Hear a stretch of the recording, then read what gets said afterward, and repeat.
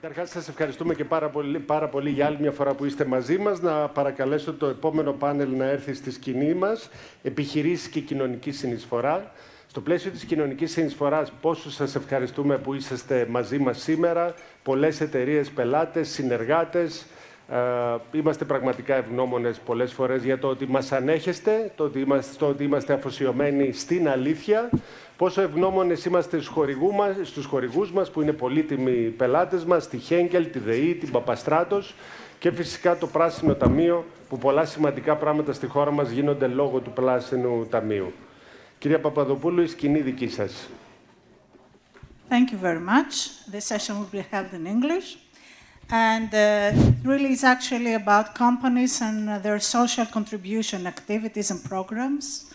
Those programs that are incorporated in their CSR strategy and also the social pillar of the ESG strategy. We're going to discuss about projects implemented by companies that has to address social and environmental issues faced by the communities on a local, regional, or a national level for the benefit of the people. Let me first introduce the speakers of this session. Ms. Karolina Markiewicz, who is the president of Henkel for Greece and Cyprus, and also the general manager for the Henkel consumer brands for Greece and Cyprus. Mr. Ilias Savakis next to her, the director of sustainability and CSR branch of HEDNO, the DIE in Greek. Ms. Anna Malti, ESG lead from OTE, a group of companies. Ms. Martha Kesisoglu, executive director of corporate affairs at Nova. And Maria Dimopoulou, communication and sustainability head at Papastratos. So moving a little bit forward from the first session that, along with greenwashing practices, social washing practices were also discussed. The first question towards all of our speakers is this. Some people are really skeptical or even negative towards social contribution activities of companies.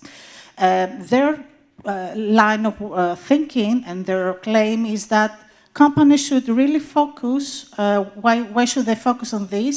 If they don't do their housekeeping regarding the possible environmental or social impacts of their own operation. And in other cases, they claim that these activities are just a way for companies to divert the local community's focus that might have other demands from the companies. So what is your experience regarding this kind of accusations and how you respond to them? Carolina. Thank you very much for the question. Yes, consumers may question sometimes what companies are doing, but I think that nowadays there is such access to data that everyone can check what companies do. And talking about Henkel, from the one hand, since 33 years we are publishing sustainability report. This shows continuity, consistency. Each year we are reporting how much we progress towards the goals. So the sustainability and responsibility part is there. Simultaneously, in this framework, we are having 3 pillars where we should focus: thriving communities, regenerative planet, and trusted partner. And when we talk about CSR activities, if people would question why do we do CSR activities, we do because we want to thrive communities. And CSR activities are exactly these localized actions that we can do in specific countries where we operate. And this continuity is exactly important also in CSR activities. In Greece, we have more than 10 years cooperation with CSR children villages in supporting kids. Over 5 years, we are making cleanups with Dixon. We continue, we don't change just to tick activity, but we also listen to what is important on the local market. And this is also something that you are able to do only with the CSR activities. That's why I think that especially in Henkel, it's not either or. We are not choosing either sustainability or CSR. We do it both. Okay, so consistency in order to build results, it's a key issue. What's your take on that, Elias? Thank you, Ellie, for this question. I would like to add also about the housekeeping part of the question. You know, there is no really black and white when we're talking about that, and I'm saying that because, yes, there are companies that are doing their housekeeping in one way or they're not, but on the contrary, there are companies that are doing both of them in a very large scale, and so they try not only to focus on the CSR, but also to improve their processes, the way that they operate. And I'm saying that because I'm going to put the communication part on this, on my response, on my answer, saying that it's easy for the audience to hear things about CSR. My parents would love to hear about what is doing the DA for supporting an NGO, about, let's say, kids or what else in this domain, and we didn't really interested in hear about what we're doing, about our processes, about KPIs, about procedures, about figures. So I will put in this conversation that the communication that we use in order to spread our actions towards to these CSR activities is something that is more, let's say, digestible from the people that are on the other side. Okay, that's an important aspect. Anna, what's the experience of a tech group on all this? First of all, let me tell you that I totally agree with both of you for your key messages. It's not an either-or situation, a choice, and certainly, most certainly, the aspect of communication for the CR activities is the one that creates the critical bond that you need with your stakeholders more easily than the other part.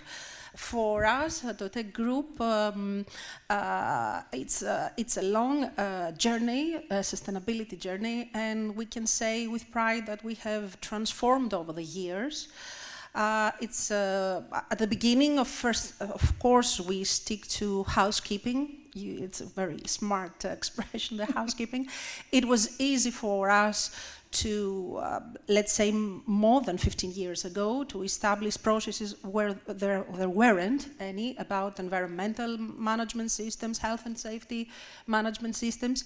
But at the same time, we try to recognize what are the real needs in the society at that time, and we try to create programs that could give long-lasting value back to the society. And as the time goes by and we really evolved and started becoming more mature on sustainability, with hard work, we create 4 clear sustainability priorities that really helped us by embedding them in our strategy.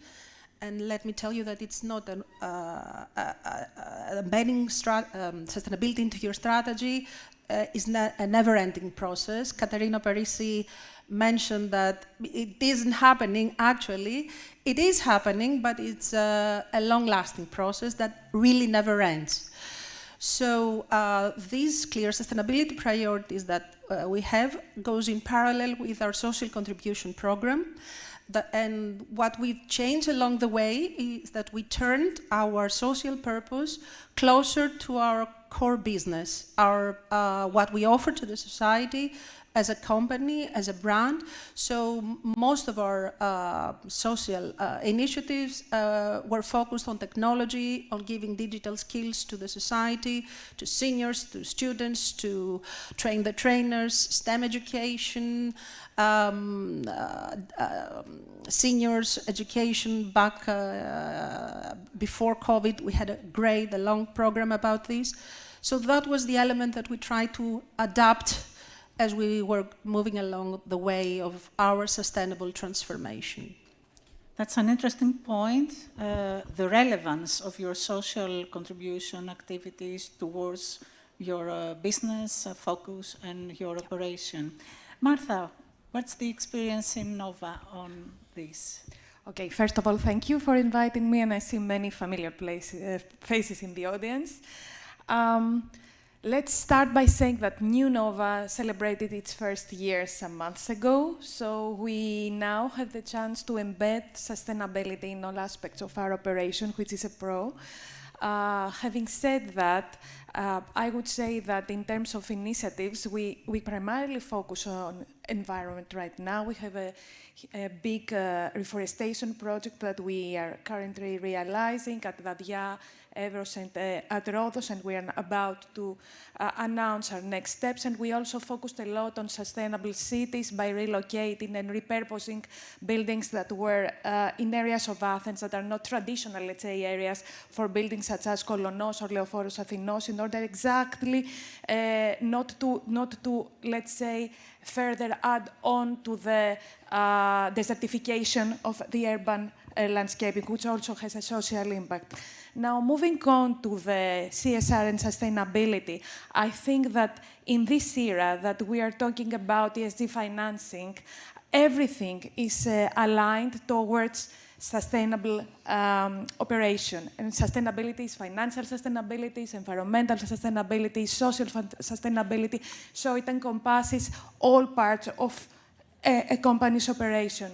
And just to say about housekeeping, I think that, social responsibility cannot be complete without that. This is what all the stakeholders are expecting from us, as well as our internal stakeholders, our employees, the shareholders. So I know there are always skeptics. They would challenge. They would say, do you want the talk? So I totally agree with the fact that we need consistency, collaboration, metrics, quantification, and a proven track record. Okay. And Maria? Thank you, first of all, for having me here. Whoa. One correction, I'm not Communications and Sustainability Head for Papastratos. The last year, I'm the Regional Head of Europe for Sustainability Engagement for Philip Morris. Yes. But today, I do represent Papastratos because it's very, I think, relevant to the context.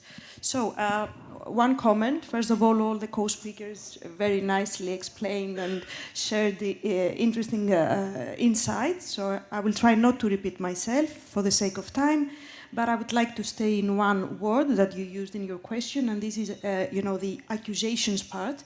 You had, I know, but I need to stay a bit on this because accusations come because this is the perception. Most commonly, perception is part of the reality. So I feel very privileged that I live and work in a very different society in terms of how things were a couple of years ago. I enjoy very much the fact that society, meaning the end consumer, is much more knowledgeable, much more sophisticated, demands transparency and trust from the companies. So I think that this is a very good starting point for the businesses to start, thinking more clear, to start building trust and, embedding sustainability into everything they are doing. The role of businesses into those global sustainability challenges is huge. So I think that we have a lot of points that we can cover. Main, answering the question is, again, transparency and alignment. And everything we are trying to do for the society, we need first to have it for our people. So internal and external alignment. For example, if we are doing a number of projects for empowering women, this means that if we are doing so, and at the same time we don't have any programs inside when it comes to women being in managerial positions, nothing when it comes to equal salary, no projects when it comes to, new moms or whatsoever, then we are not doing good. So we need to change. So transparency, alignment, I think these are the basic, roles. I think the message of alignment is really important. You can't preach to the society something that you don't implement at home. Exactly. It's really, really important, a very good point. And having said that, and in connection again with the first panel that they discussed about greenwashing, let's move towards a little bit on social washing, because we know that really there are companies that they do invest into implementing meaningful social contribution projects with results and impact for the society. And there are other examples, not so good practices, when you see that companies tend to overclaim or overpromote projects of negligible results, leaning really dangerously into social washing. So this has two issues. First, if this negatively impacts the perception of your own efforts, which are genuine, And second, if that makes a barrier towards society, the way that it hears about your initiatives, how it perceives them. Carolina, have you seen a difficulty in that area? You know, it's consumers can be sometimes misled by the messages. However, we can take responsibility only for this, what we are doing, what is in our hands. That's why I think that firstly we need to set the fundament of responsibility and trust, and then we should act. And in my opinion, even if there is the risk of over-communicating, I'm very big fan of over-communicating, and I will tell you why. Because no matter what we are doing, even if I'm working in multinational company, we are having, for example, with Dixon, 5 years program of cleanups. We conducted 52 cleanups, 1,000 people engaged, 50 tons. A lot like for the program, but it's nothing for the country like that. And this is why we need to communicate, because I believe that the moment when we communicate, when consumers see the videos from such cleanups, they can be inspired. I really believe in that maybe some of them, next time when they will have trash in their hands, they will think like, okay, maybe I will not throw it. Or vice versa, I will collect some trash and put this into the waste bin. That's why, despite there is a risk of over-communicating, I think that the communication of CSR activities is critical to change the mass perception and to change the overall society. So I'm probably at the other end of the scale that you wanted to hear. No, that's an interesting point, communicating in order to set an example. That's a valid thought for me. Elias, what's your take on this? I will go to the other part of the coin now. Okay, that's great. Saying that we have a Greek expression saying "κάνε το καλό και ρίξε το στο γυαλό," which means I asked my son to translate this in English, saying make the good and throw it in the sea so nobody can see it. In a way, it's not the right, let's say, explanation. I'm saying that because yes, that happens all the time, what you said, Eli, but I have to say that there are, on the other side, companies that are doing a lot and they don't communicate what they are doing. And this is a case that happens because sometimes, yes, there is a risk on the communication part, but also there is the way that each company has in strategy, communication strategy, how to get out and say what they are doing. I will give you an example for Hedno, for instance, VVE. You know that VVE is the company that brings the electricity to our homes. We have, unfortunately, our cables not underground, but in overhead cables, so the current goes through there. And we have these wooden poles, which the cables are stick there. And in some areas, we have problems because we have storks, the birds, which they are building their nest, their natural nest on the top of these poles. And there is a very dangerous incidence of electrocutions of the birds. So what we are trying as Hedno is to let's say, change this natural with artificial nests, which are not is more safer for the birds to stay there. I'm saying that as an example that is, I believe nobody had heard this example before. It's a new example. It's something that we never communicate that. We did that, I'm new in Hedno, I'm only 4 months, and I figured out that this is, let's say, an incentive that they're doing that for more than 12 years. And I honestly can find value on this action, and I feel proud of doing that and not communicate it at the end. Okay. Anna.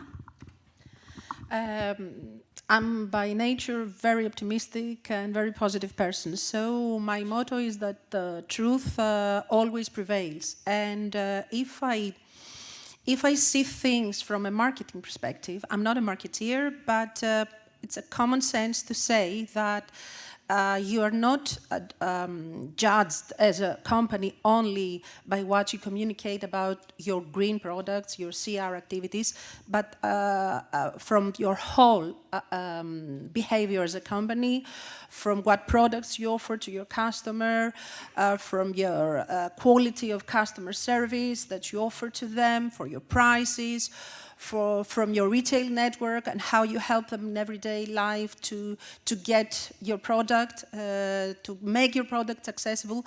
So in every marketing survey in every consumer survey that we see, it's a 360 perception that your consumers have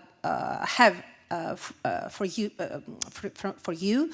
And many times we see that although yes, we don't communicate everything we do, it's the perception that prevails in your consumer that you are a responsible business, that you make the best out of your operation to give me the highest quality in the best possible way. So these things are really related and connected. And lastly, our experience is whenever we have to communicate an environmental or social activity, we use the same mindset. It's a mindset, it's a process that we have in our minds. We always make clear what's the problem that we want to impact. We always make clear which is our promise, which are our promises, and how we plan to make it real, in simple words, with simple facts. We also are committed with targets. At least we try. We try to communicate, and it's not an easy process to create targets over social activities. And then we also try to communicate them clearly and transparently. And lastly, but not least, we try to have external verification about the way we monitor. An example of this, not in all our products, I don't want to exaggerate on this, but one of our hero programs, which is the Cosmote Blue initiative that you see, in cooperation and in a strategic partnership with an ALIA NGO, we have external verification, we audit, we have an external assurance about how the KPIs that we are committed, the tons of plastic, the fishermen that are educated, the ton of plastic that will be returned to circularity and to become new products, how this is happening and if it's accurate and correct. So these are the tools that we have for now, and we try to face all these challenges with green and social washing. So I take 2 points from this. One is, in order to distinguish yourself from the noise of various social claims, what you do is you focus on tangible and measurable KPIs and assuring them from a third party in order for them to be valid and to be then communicated to the audience. Martha, what's... Okay, this is exactly what I was about to say as well. I mean, moving back to the social washing practices and if it negatively affects the efforts. I think that the good news is that now that it used to be like that in the pre-GRI era. And I remember this as a professional when I started working, right? We have all been there. But right now, the environment is much more regulated. The metrics are more and more strict. There is external data assurance, as you said. There's the willingness of more and more companies to comply to ESG standards, basically in order to be eligible for green financing, which is, you know, a big hook. So social washing is not as easy as it used to be, because the stakeholders are also more knowledgeable, and they monitor, they control, they are out there with social media, they know. So, I mean, it is not easy to do things, even out of negligence, even out of ignorance, that used to be easier 10 years ago. So these are the good news, that the whole environment is changing. And I think that for companies that are, you know, doing implement a sustainability strategy in a structured way, it is even a plus. Because if you compare and you contrast, you can see the difference. I mean, the companies that are trying to do a decent job stand out. they become case study, they contribute to the market's sustainability transformation. And one last thing about the mentality, the corporate mentality, is that yes, in most companies, we usually say, guys, this is self-explanatory. Do we need to communicate that? I mean, it's very common. We always have this challenge, even at Nova, you know, which is a new brand, as new Nova, we do say, guys, that's the norm. I mean, do we need to go for an external, you know, validation through an award? And then we say, yes, because you know what? It's good even for us to understand that we are moving towards a transformation. So it's always, you know, a give and take. Okay. So yes, I totally agree that nothing should be taken for granted to be obvious. You really need to explain your reality and your activities. Maria? Okay, I would start with a disclaimer. I think that we are 50% what we are doing and 50% what we are communicating that we are doing. Even though I'm a communicator at heart, I've worked 20 years in the communication industry, I do believe that when it comes to sustainability and CSR, we don't need to over-communicate. We have, you know, this responsibility, especially the big companies, we have the responsibility to educate the community when it comes to, you know, ESG or whatsoever. But at the end of the day, we should expect people to remember what we are doing because they care, they share, and they do their own research. So I'm pretty privileged here representing Papastratos because I'm pretty sure that if I asked 100 people, 50% of them would know us from our product and 50% of them would know us from the fact that we offer big solutions to big problems. So I think that, you know, we know that Papastratos is a social contributor, and we don't need to over-communicate that. We need to prove that via actions, via, you know, programs, and this is what we are currently doing. I did a promise to myself before joining the panel that I would speak nothing about our programs, because this is not the case here, what we are doing and how we are doing that. But I would really feel good if, you know, the audience already knew what we are doing in terms of this kind of programs. I think this is the success. Okay, so the success is to establish, how can I say, an area, a reputation regarding your social contribution activities. We are moving forward to our last question, and I have to make a confession to all of you. I'm a person that likes rules. I like them very much. I'm very structured. Anna is smiling here. I think she agrees totally with me. And when we were discussing about greenwashing before, we all know that the European Union has set a regulatory framework for green claims in order to prevent companies from greenwashing. So my genuine question is, do we need a similar social claims regulation? Do we need a way to set rules on how and what we communicate after we measure it and we confirm its validity? What is your opinion on that? Now we will do it reverse. It's Maria that's going to answer first on that. Okay, personally speaking, I hate rules. Okay. So, but this is not a personal discussion. The quick answer on that is I don't think that we need one more regulation, at least now. We have a lot in the pipeline. We already have a lot that we are currently implementing. And somehow we want to take it from A to Z instantly. This cannot be the case. So we need to take it step by step. CSRD is a fantastic start into all that because companies will start understanding what this is all about. And I'm going to quote what Mrs. Pali said before. It's the big businesses. We do have money. We do have the ability to implement everything that is requested from us, but there are small businesses also. And we need to somehow, you know, take care of them too. So no, we don't need, my personal opinion, one more regulation. Let's take it one step at a time.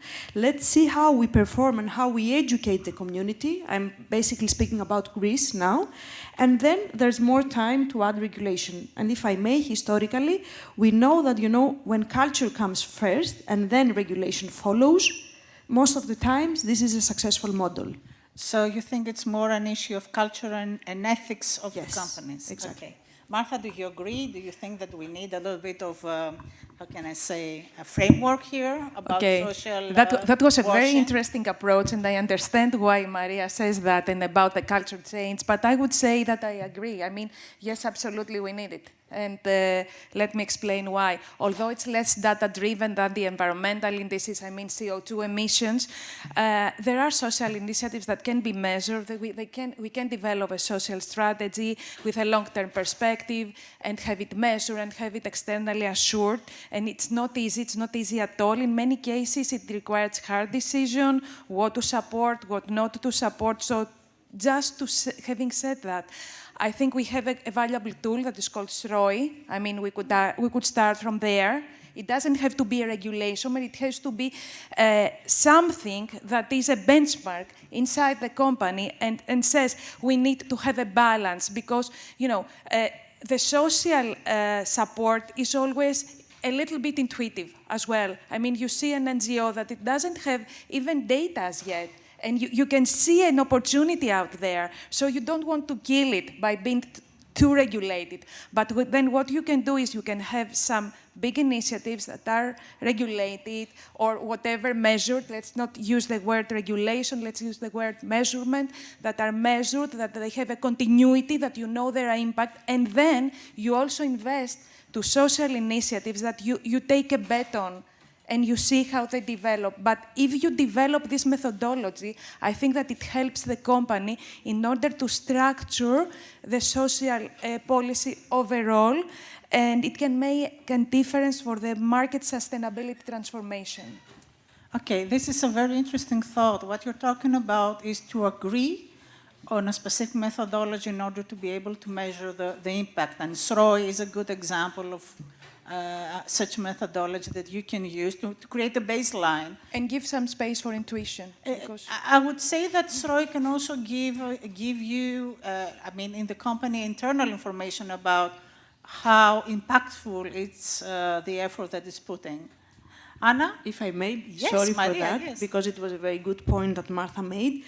Regulation versus metrics is something different, if you ask me. So, of course, we need to, you know, calculate and see and have internal KPIs, but I was mainly referring on the regulation part. Okay. Most companies do have, I think, internal assurances and processes and all these, and of course, they are very much needed. Okay. Anna, what's your opinion on this? Yeah, I really believe that regulation is not the key. Of course, they help. It helps, but it's not the key here. We really need what we really need when we design our social contribution programs is a clear method of measuring our impact, measuring our first positive impact, and then our long-term impact that we have. And it's not, in reality, it's not an easy situation here. I can share with you our experience when we tried to set a target for 10 European countries within the Deutsche Telekom EU segment some years ago about initiatives that having to do with digital inclusion. In 10 different countries. It was a real nightmare for us, but we get out of it better without any external help. We tried it ourselves to create clear blueprints for our colleagues in 9 countries on what we should measure, how, and what the outcome, the target will be. So the key here is the comparability.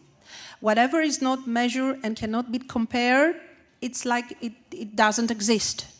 So in this new era that we are all in, with this tsunami of regulations, if we don't protect our social contribution programs, and Katerina in the previous panel make a similar question, are they in danger? I mean, the company's efforts to offer to the society. So if we don't protect the initiatives that we already have and the new ones that we need to create for the society for a positive impact, yes, I believe that we are in danger of not having social society, so social initiatives. So we need to find ways, clear ways, and comparable with all the companies to measure our positive impact. Okay, so I do understand that there is a consensus at the moment towards measurement, but It's my not, time. but not regulation. And Leah takes the floor, and he changes everything. No, Ellie, I'm not going to change everything. When you said the question at the beginning, I had the answer, yes, we need one. When I heard Martha and Maria, I started changing my answer in a while. But I'm thinking, are we honest enough to live to all of us our, let's say, will to do the things correctly about the social part of that?